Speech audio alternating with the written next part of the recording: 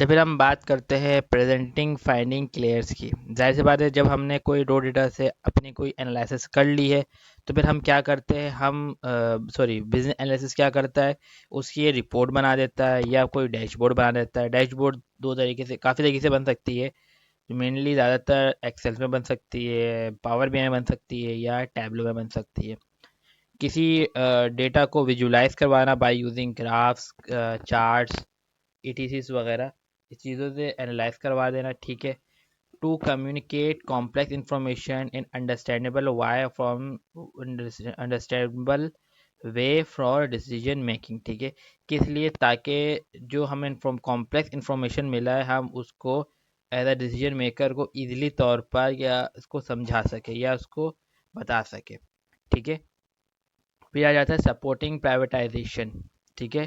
Bye assessing business value, cost, risk, business analysis help stakeholder to privatise project, features और investment, ठीक है। Business analysis क्या करता है, जो आपके पास कॉस्ट आ जाते हैं बिजनेस की, बिजनेस के वैल्यूज, उसकी रिस्क असेसमेंट कर कर जो है, बिजनेस एनालिसिस हेल्प करता है कि स्टेक होल्डर को, ताकि वो प्रोजेक्ट्स, इन्वेस्टमेंट, तमाम चीज़ों को बता सके, ठीक है, या हेल्प कर सके स्टेक होल्डर्स को। क्योंकि स्टेक होल्डर्स जो है वो आप पर किसी बिजनेस पर इन्वेस्ट करता है।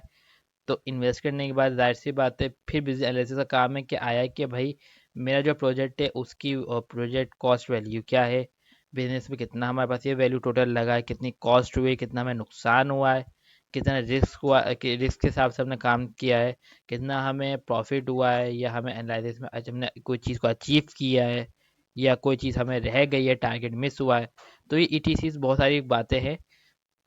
तो बिजनेस एनालिसिस इसको एनालाइज करके फिर स्टेक होल्डर को बताता है, हाँ हमारा ये प्रोजेक्ट ये चीज़ हुआ, ये इन्वेस्टमेंट हमें इतनी चाहिए, ये चीज़ें बतानी है, ये करनी है, ये फीचर्स देनी है। तो ये से बहुत सी बातें। फिर फैसिलिटेटिंग इंफॉर्मेशन या इन्फॉर्म डिसीजन, ठीक है। फिर क्या होता है, they provide unbiased evidence based recommendation that empower a leader to make inform and confident choice, ठीक है। जो भी अनबायसेस या एविडेंस बेस्ड रिकमेंडेशंस हमारे पास मौजूद होती है, मतलब जो प्रोवाइड होती है that empower a leader to make inform and confidence choice, ठीक है। जो सॉरी, इसमें थोड़ा सा इशू हो गया है। जो हमारे पास अनबायसेस या जो एविडेंस बेस्ड रिकमेंडेशंस होती है, ठीक है, उसको वो प्रोवाइड करता है ताकि कोई भी लीडर्स, ठीक है, इन्फॉर्म हो और वो कॉन्फिडेंट चॉइस ले सके, ठीक है। क्योंकि जाहिर सी बात है, जो कुछ ऐसी भी प्रोजेक्ट्स होते हैं जिसमें थोड़े से फॉल्ट एरर आ जाते हैं, ठीक है। आप कवर करते हो, आप तमाम चीज़ें देखते हो, लेकिन कुछ लूप्स होल आ जाते हैं। तो अच्छे जो अच्छे लीडर्स होते हैं वो क्या करते हैं कि भाई चेक करते हैं कि हाँ आया ये गलत है या ये चीज़ें ठीक है। अगर वो एरर फॉल्स होती है, यानी मतलब कि फॉल्स एरर होती है, यानी वो इतना नुकसान नहीं होता, तो वो अवॉइड करते हैं। लेकिन कोई नुकसान होता है, जाहिर सी बात है, तो फिर क्या करते हैं, उसको ठीक करते हैं, ठीक है, ताकि आइंदा आगे जो है उसमें उससे कोई नुकसान ना हो या फिर ये गलती फिर दोहराई ना जा सके, ठीक है। फिर आ जाता है टाइप्स ऑफ बिजनेस एनालिसिस, ठीक है। बिजनेस एनालिसिस के टाइप्स है, पहला है स्ट्रेटेजिकल बिजनेस एनालिसिस, ठीक है। Focus on high level business goals and objective. इसका पहला क्या फोकस होता है, हाई लेवल बिजनेस, उसके गोल्स और उसके ऑब्जेक्टिव को। दूसरा क्या होता है, analysing market trend, competitive landscape and business opportunities, यानी मार्केट ट्रेंड के हिसाब से, कॉम्पिटिटिव लैंडस्केप के हिसाब से, और जो बिजनेस में अपॉर्चुनिटीज हमें मिलेगी आगे जाकर, उसके लिहाज से हम उस चीज़ों को एनालाइज करते हैं, ठीक है।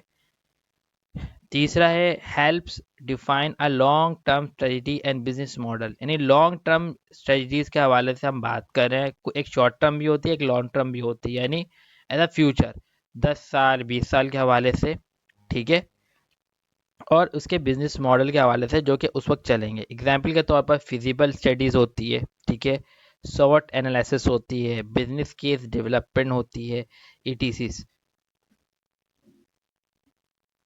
फिर टेक्टिकल बिजनेस एनालिसिस, ठीक है, इसमें क्या हो जाता है, deal with a medium term planning and improvement initiative.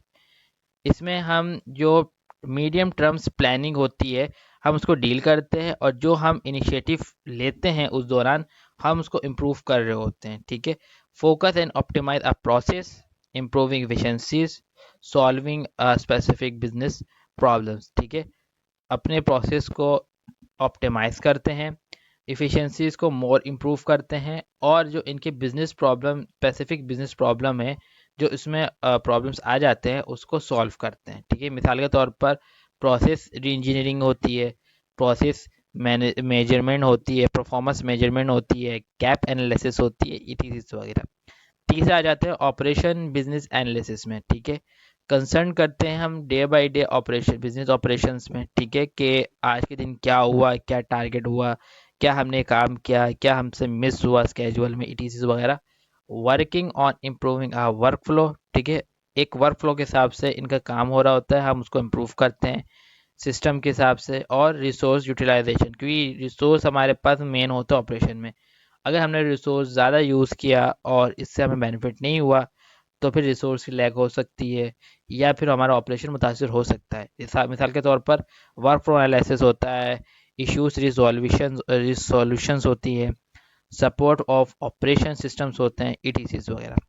IT system business analysis, ठीक है, तो इसमें क्या होता है, focus on analysing and defining IT system requirement, ठीक है। इसमें हम आईटी सिस्टम्स रिक्वायरमेंट को एनालाइज करते हैं और उसको मोर डिफाइन करते हैं, ठीक है।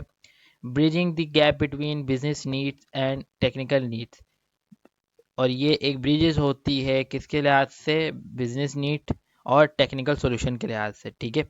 Involve रिटिन detail functional non functional requirement from a software development, ठीक है। इसमें जो है फंक्शनल और नॉन फंक्शनल रिक्वायरमेंट डिटेल मौजूद होती है, जो कि हमें सॉफ्टवेयर डेवलपमेंट में मौजूद पाई जाती है, हमें सॉफ्टवेयर डेवलपमेंट में यूज़ होती है, ठीक है। मिसाल के तौर पर सॉफ्टवेयर रिक्वायरमेंट स्पेसिफिकेशन होती है, यूज़ केस डेवलपमेंट होती है, यूज़र स्टोरी क्रिएशंस होती है, ईटीसीज वगैरह। पांचवा आ जाता है प्रोडक्ट बिजनेस एनालिसिस, ठीक है। Work closely with a product management team, ठीक है, यानी प्रोडक्ट मैनेजमेंट टीम के साथ वर्क ज़्यादा होता है, ठीक है। ज़्यादातर focus on defining product features, ठीक है। प्रोडक्ट फीचर पर जो है फोकस ज़्यादा होता है, यूज़र नीड्स पर, और जो मार्केट उस वक्त डिमांड में चल रही हो, या ट्रेंड पे चल रही हो, या डिमांड पे चल रही हो, उसके लिहाज से। Support product life cycle from a conceptions to launch and initiator, ठीक है। जो हमारे अपने प्रोडक्ट लाइफ साइकिल, जो हमने प्रोडक्ट को लॉन्च किया है उसकी लाइफ साइकिल को सपोर्ट करती है, फ्रॉम लॉन्च टू इरिटेशन तक का। मिसाल के तौर पर मार्केट रिसर्च है, यूज़र पर्सोना डेवलपमेंट है, ठीक है, फीचर प्राइवेटाइजेशन है, ईटीसी वगैरह। फिर आ जाते हैं फाइनेंशियल बिजनेस एनालिसिस में, ठीक है। इसमें हम फाइनेंशियल डेटा को जो हमारे पास मौजूद होता है उसको एनालाइज करते हैं, किस लिए, ताकि बजटिंग के, फोरकास्टिंग के, या इन्वेस्टिंग डिसीजन को सपोर्ट मिल सके, ठीक है। यानी जो हमारे पास डेटा, फाइनेंशियल डेटा होगा, हम उसको एनालाइज करके हम बजट बना सकते हैं, बजटिंग सपोर्ट कर सकते हैं, या फोरकास्टिंग कर सकते हैं कि ये इस तरीके से ये हमें ये करना है, या इस तरीके से हो सकता है, या इन्वेस्टमेंट डिसीजन ले सकते हैं। Assess a financial performance and risk, इसमें हम फाइनेंशियल परफॉर्मेंस भी दे सकते हैं, और जो रिस्क होगा उसको भी हम असेस कर सकते हैं, जैसे कॉस्ट बेनिफिट एनालिसिस होता है, और फंक्शनल मॉडलिंग होती है, आर ओ कैलकुलेशंस होती है, आर ओ आई कैलकुलेशंस होती है, ईटीसीज वगैरह। फिर आ जाता है एगाइल बिजनेस एनालिसिस, ठीक है। इसमें हम एगाइल वर्क फ्लो पे ज़्यादा काम करते हैं, स्क्रम या कैनबन में, ठीक है। इसमें in it focus on iterative requirements gathering and continuous stakeholder to collaborate, ठीक है। इसमें हम जो है स्टेक होल्डर को कंटिन्यूसली जो है कोलेबरेट कर रहे होते, ज़ाहिर सी बात है। फिर आ जाता है user create a user stories, ठीक है, manage backlogs and support sprint, ठीक है। हम यूज़र स्टोरीज को क्रिएट कर सकते हैं, और बैकलॉग्स को हम मैनेज करते हैं। और जो स्प्राइट्स है हमारे पास उनको सपोर्ट करते हैं, जैसे कि बैकलॉगिंग, ग्रूमिंग होता है, या स्प्रिंट प्लानिंग होती है, यूज़र स्टोरी मैपिंग्स होती हैं, ईटीसीएस वगैरह।